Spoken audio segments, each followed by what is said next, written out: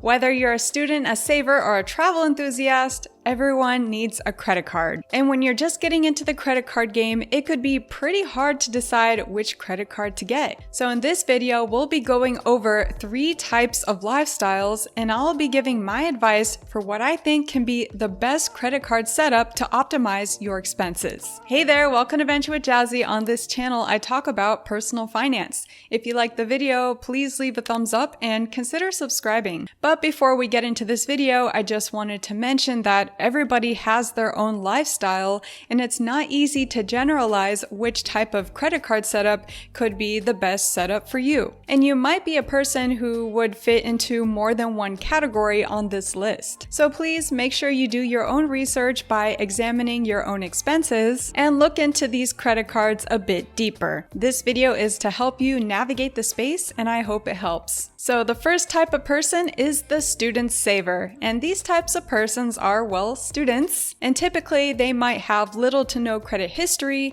and may not be heavy spenders because they already have a lot of spending to worry about at school. And so they might be looking for credit cards that would satisfy their need of building their credit history, and they're looking for credit cards that would give them points or cash back based on the money that they are spending. And the first card that I would recommend is the Discover It Student Cashback Card. So this credit card, you don't even need a credit score to apply, which is super great, especially for people who've never had a credit card. And this card also offers rewards as it gives cash back on certain categories with up to 5% cash back. And as a bonus, for the first year, Discover will match your cash back for that whole year. So for example, if you do get $100 worth of cash back within the first year, Discover will match that, and so you'll end up getting $200. And also, as for a con of this credit card, you do need to remember to activate every quarter these cashback categories. Another card that I would recommend is the Bilt Mastercard. So this credit card has been really hot recently because you can use this card to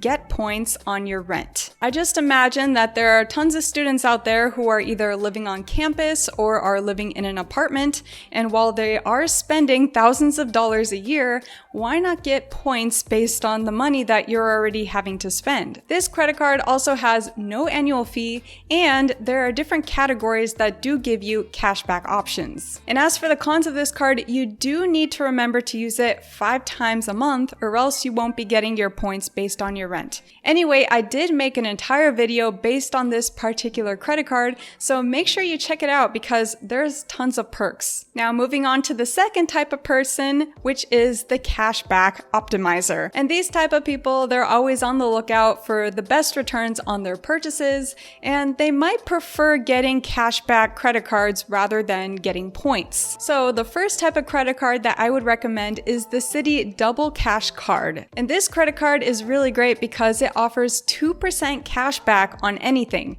as long as you're making your on-time payments. It's especially good because there's no annual fee, so all the cash back that you are earning goes straight into your pocket. You can also get this credit card if your credit score is just average, so no worries if you're trying to build up your credit score. And probably the cons of this card is that there is no welcome bonus and there are foreign transaction fees. And the next credit cards that I would recommend are the Chase Freedom Flex and Freedom Unlimited credit cards. So these credit cards, they're both really great for getting cash back, and I would recommend getting both. So starting off, there is no annual fees on both of these cards, and each of them has their own cashback categories. So as for the Freedom Flex, every quarter there is a rotating 5% back category, and during this quarter it's going to be gas, charging, and select entertainment. Both of these credit cards do give you 3% back on drugstores and dining. And then as for the Unlimited, the way that it's a little different is on these uncategorized categories, you do get 1.5% cash back.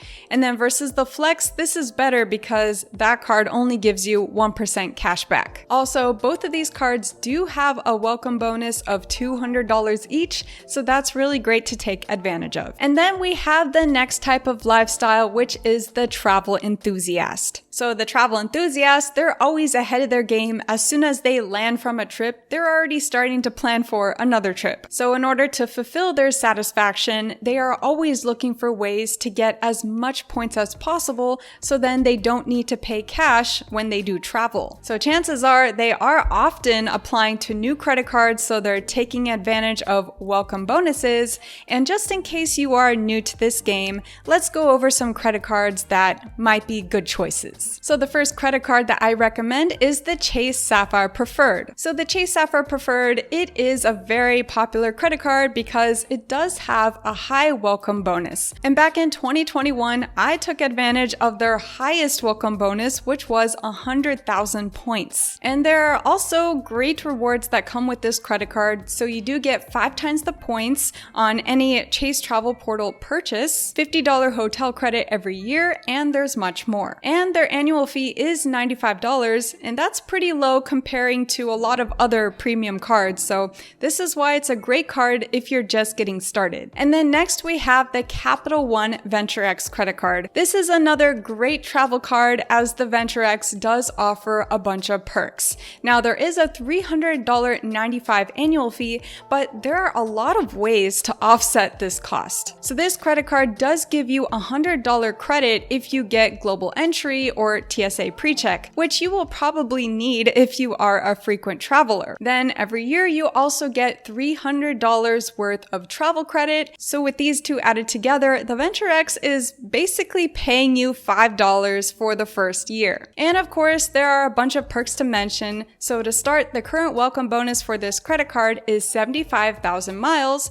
And then for every dollar that you spend, you are at least going to be making 2 times the miles. And then of course, you get access to Capital One lounges, and you also get access to Priority Pass lounges. There's a great amount of perks with this card, and if you haven't already, I did make a video based on my experience at the Capital One lounge. I had a great time, make sure you check it out. And then the next credit card that I recommend is the Amex Platinum. So this credit card is a very popular one out there. You may have already heard of it, and you may have heard of its $695 annual fee. But there are tons of ways to offset this fee, and especially if you already spend your money on these certain categories, then this card could be way worth it for you. So some of the credits that this card offers is $200 Uber credit, $240 digital entertainment, $200 hotel credit, $200 airline fee credit, Clear credit, Equinox credit. That's already $1,329 back into your pocket. Plus, of course, you do get access to the many American Express lounges globally. And as for a bonus, I do want to add that you should consider getting a hotel credit card. I made a video on this Hyatt credit card, and it does have a $95 annual fee. However, this credit card is really great because every year you get a free night stay at any Hyatt within the category of 1 to 4, which could easily surpass $300. Make sure you check out the video to see my review. And then of course, there are plenty of hotel credit cards out there. So you do have the Chase Bonvoy Marriott card, and then you do have the Amex Hilton Honors card. So those were my credit card recommendations. Let me know in the comments below, do you agree or disagree with my recommendations? Thank you so much for watching this video. If you're new, please feel free to subscribe, and I'll see you in another video. Bye bye!